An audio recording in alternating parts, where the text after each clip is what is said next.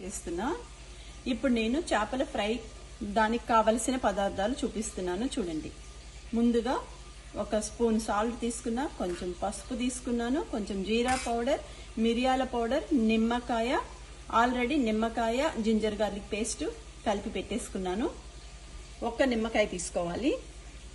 Garam masala powder, కొంచెం లవంగా powder, ధనియా powder, సరిపడినంత కారం, ఇదంతా మిక్స్ చేసి పెట్టుకోవాలి. ఇప్పుడు నేను ఈ చేప ముక్కలతో చేపల ఫ్రై చేసి చూపిస్తాను చూడండి.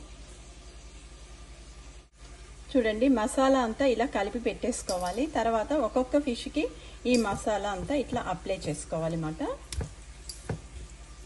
అన్ని చేప ముక్కలకి ఇలానే పెట్టుకొని చేపల ఫ్రై చేసుకోవాలి, చాలా బాగుంటుంది.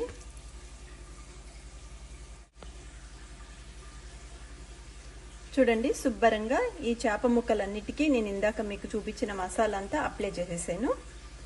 ఇది ఒక్క 15 నిమిషాలు మ్యారినేట్ అయితే చాలా బాగుంటుంది అన్నమాట. తర్వాత నేను చేపలు వేపేటప్పుడు కూడా మీకు చూపిస్తాను చూడండి.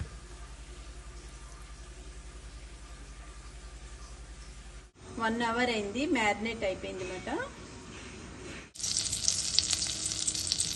ఇప్పుడు చేపలు వేపుతున్నాను చూడండి.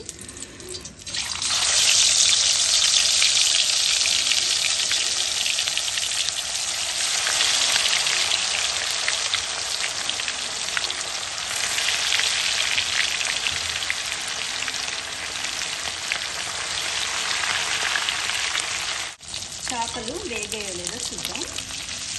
చూడండి ఎంత బాగా వేగిపోయాయో.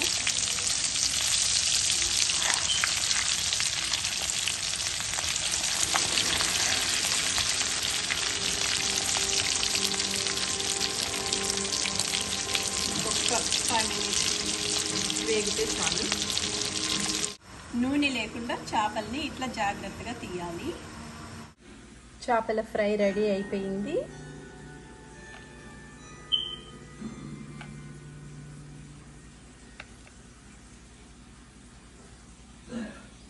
Shall we continue?